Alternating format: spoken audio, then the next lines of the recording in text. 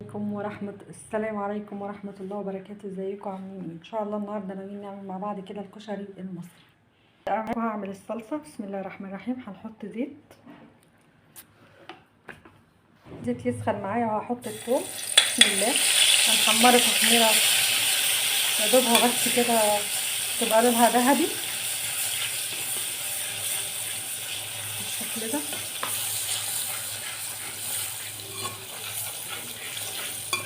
اهو. هنطفيها بالخل بالشكل ده اهو.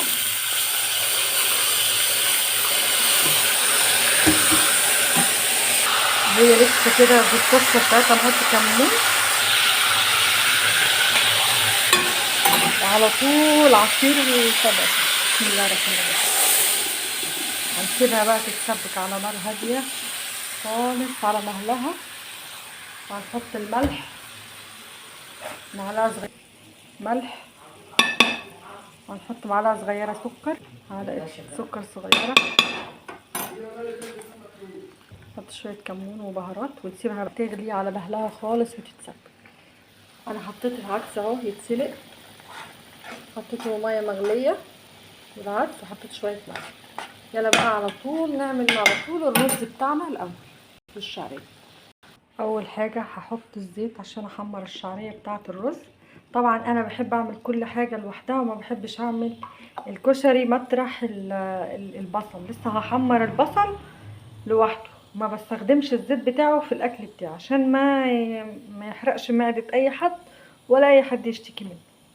كل واحد وله طريقته في الكشري. نشوف مع بعض الطريقه دي اهو. هنحط الشعريه بتاعتنا كميه على قد الرز بتاعنا.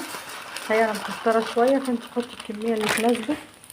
مكتره شويه عشان انا عندي العدد، انا بعمل على قد العدد اهو. هنحمر الشعريه كويس كده. هنعدلها وصلت معايا حضرتك باللون ده. هنحط بقى الرز بالشكل ده. بسم الله الرحمن الرحيم اهو. هنشوحهم مع بعض. بعد ما قلبته كده مع بعض هنحط معلقه ملح كبيره كده،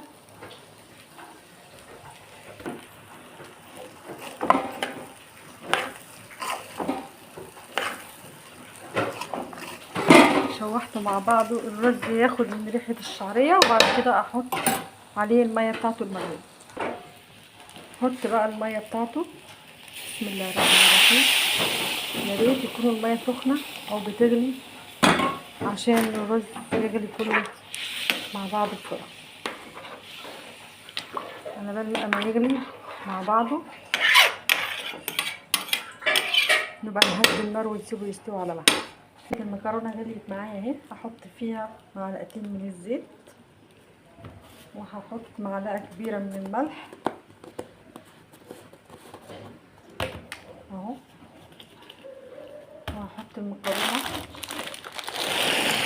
العاديه الصغيره دي معاها المكرونه السباكيت كسرتها بالشكل ده اهو، وهسيبها تغلي مع بعضها لحد ما تتسلق اهو، وبعدين اوريها لكم. ودي المكرونه بعد ما اتسلقت حطيت عليها شويه كمون وفلفل اسود ومعلقتين زيت. تعالوا بقى نشوف. هنحمر مع بعض عيش الاول. الزيت بتاعي سخن اهو. هنحط بقى البطاطس بتاعتنا، عفوا العيش بتاعنا يتحمر بالشكل ده اهو قبل البصل اهو. ده بقى بيبقى جميل جدا مع الكشري. هنحمره. حط بقى عليه بهارات، لو عندك توابل بطاطس ماشي، لو عندك فلفل اسود وكمون، اي تتبيله بتبان فيه بتبقى جميله جدا بالشكل ده. طبعا نحمره قبل البصل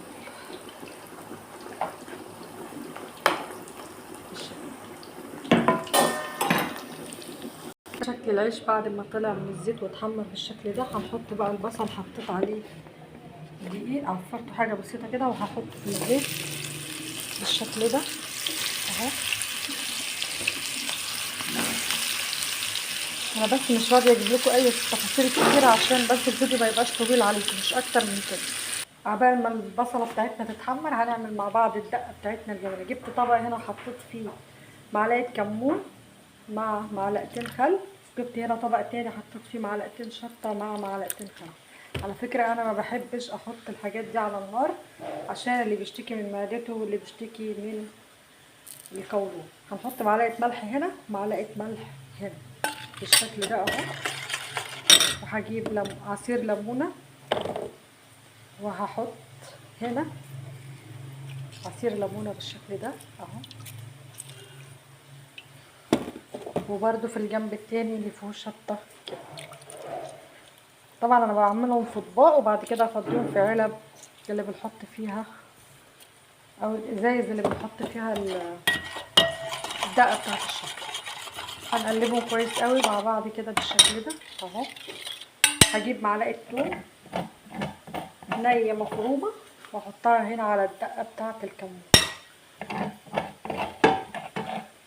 بالشكل ده. بتبقى هي كده معايا جاهزه على التحضير على طول.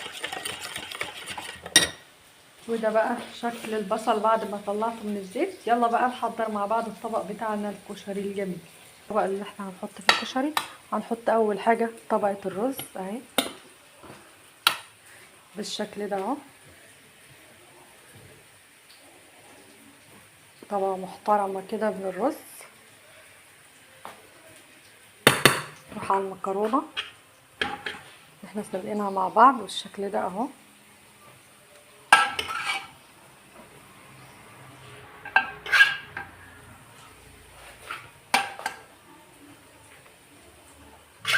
برضو طبقه محترمه احنا بنعملها في البيت بقى براحتنا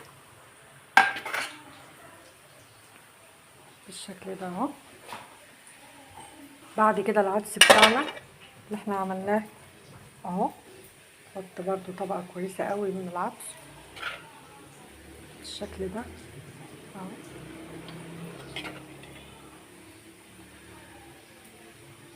نوزعها كويس في الطبق. بعد كده نجيب الصلصه بتاعتنا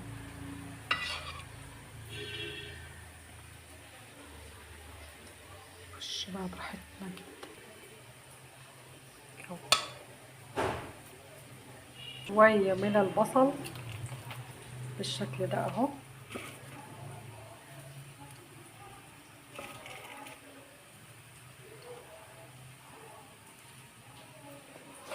وهحط بقى الدقه اللي احنا عايزينها بقى، كان ليمون بكمون ولا الشطه اللي احنا عايزينه. وده يبقى شكل طبق الكشري بتاعنا. وكمان العيش محمص بتاعنا. وكمان انا حمرت بطاطس مسلوقه كمان عشان اللي عايز ياكل. وبالهنا والشفا جربوا طريقتي وان شاء الله مش هتريحكم وتخليكم تعملوها وما تتعبوش ولا تشتكوا ابدا من الكشري. يلا بقى ربنا يحسن ما بين ايديكم كده. دعوه حلوه كده ولايك حلو كده ودعوه من القلب. يلا اشوفكم على خير. باي باي.